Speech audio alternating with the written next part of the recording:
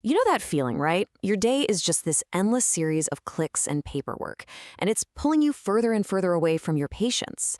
Well, today we're going to dive into a really powerful discussion from the Culture Coalition about how we can fix the exact frustrations that get in the way of great care. All right, let's just get right to it with a question that I guarantee every single nurse, physician, and APP has asked. You're facing another one of those administrative tasks, another series of clicks that feels totally pointless, and you just find yourself thinking, seriously, why am I doing this? Yep, that feeling, that's what we call organizational friction. It's all those little obstacles, all the pointless tasks and confusing rules that build up and get between you and the work that actually matters. And it's a massive driver of burnout. But here's the good news. It's something we can actually learn to manage. So here's our roadmap for the next few minutes. We're going to talk about that daily grind, but then we're going to completely rethink what friction is. We'll get into the fun of removing stupid stuff, learn why slowing down can be a superpower, and finally, lock in what your role as a leader is in all of this. So first up, let's really dig into the daily grind, because this isn't just about things being a little annoying. This stuff creates a major barrier to the very heart of healthcare.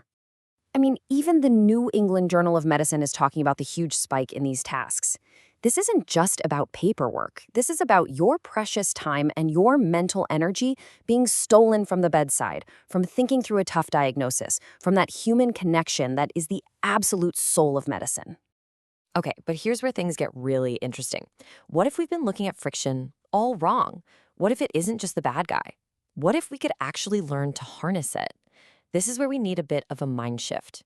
So there are these two authors, Robert Sutton and Huggy Rao, and they wrote this great book called The Friction Project. And they basically challenge us to see friction as this powerful force. They say the best leaders don't just try to get rid of all of it. They get really smart about when to remove it. And this is the key part, when to actually add it. So let's be super clear on what we're talking about. Organizational friction is anything that makes doing the right thing harder and maybe even makes doing the wrong thing a little easier. It's basically the sludge in the gears of our work. And this gets us to the two faces of friction. On one side, you've got that bad friction, the stuff that just creates drag and frustration. But on the other, you have good friction, which is more like traction, a steadying force that actually helps. Let me give you a perfect example. Bad friction, that's when you're forced to click through 20 checkboxes in the EHR that have nothing to do with your patient. But good friction, that is the mandatory surgical timeout. One wastes your time, the other saves lives. See? The goal isn't a world with zero friction, it's a world with the right friction. Okay, now for the fun part. Let's talk about getting rid of all that wasteful, bad friction. This is all about subtraction, which is often way more powerful than addition. So check this out. One health system did something absolutely brilliant.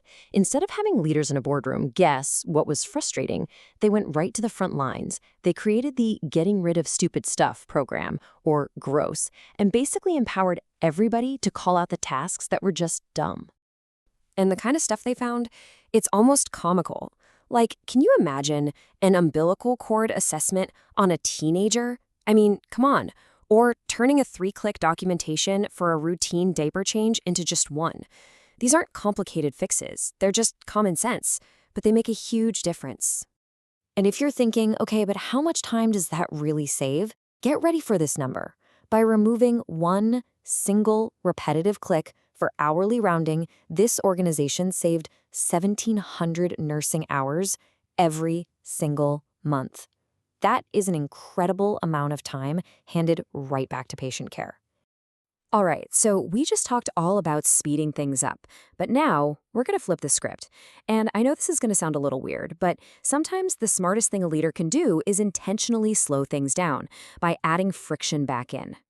It's this whole idea of going slow to go fast. You know, in our world, everything is about speed, efficiency, more. But the real superpower is knowing when to pump the brakes, take a pause, and be really deliberate. Abraham Lincoln put it perfectly. That first hour sharpening the axe, that's not wasted time, is it? It's the most important work. That strategic pause, that's your good friction. And it's what makes everything that follows so much more effective.